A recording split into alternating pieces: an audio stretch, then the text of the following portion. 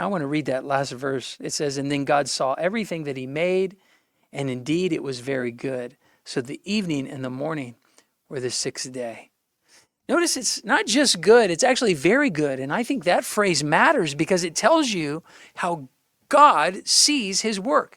He looks at creation before sin enters it, before shame, before hiding, before the blame game. He calls it very good. And that means the original design was not broken. It was beautiful. It was intentional.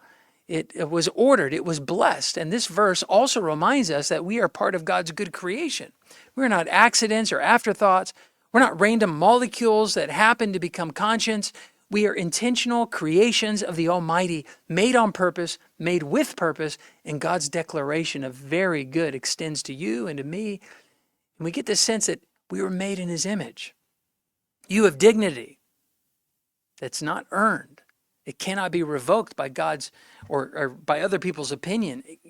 God says you are fearfully and wonderfully made. And that does not mean that everything that we do is very good, because sin is real and the fall is coming in Genesis 3. But it does mean that your life has value at the deepest level because your Maker stamped you with his image.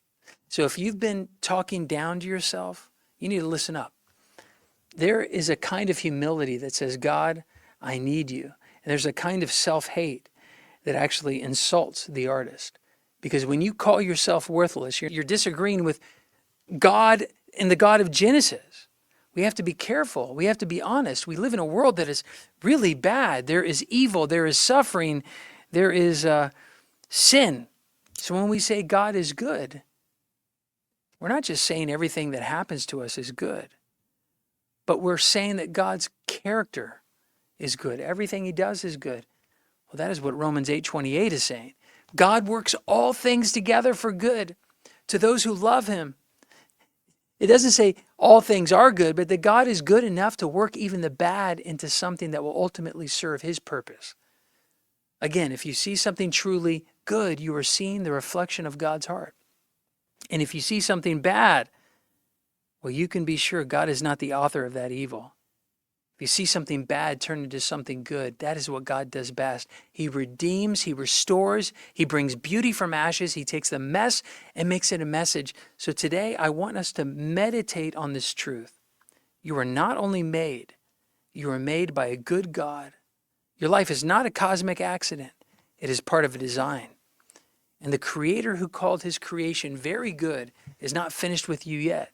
He may be rebuilding what sin has damaged, but he is still the same God. He is still speaking light into darkness. He brings order out of chaos. He still knows how to make all things new. So we got to stand up straight, not in pride, but in purpose. We are a beloved child of the Most High. We got to live like it, speak like it, choose like it. And when the enemy whispers, you're nothing, we have to answer him with Genesis 1:31. Hey, he says, I'm very good. God does not make junk.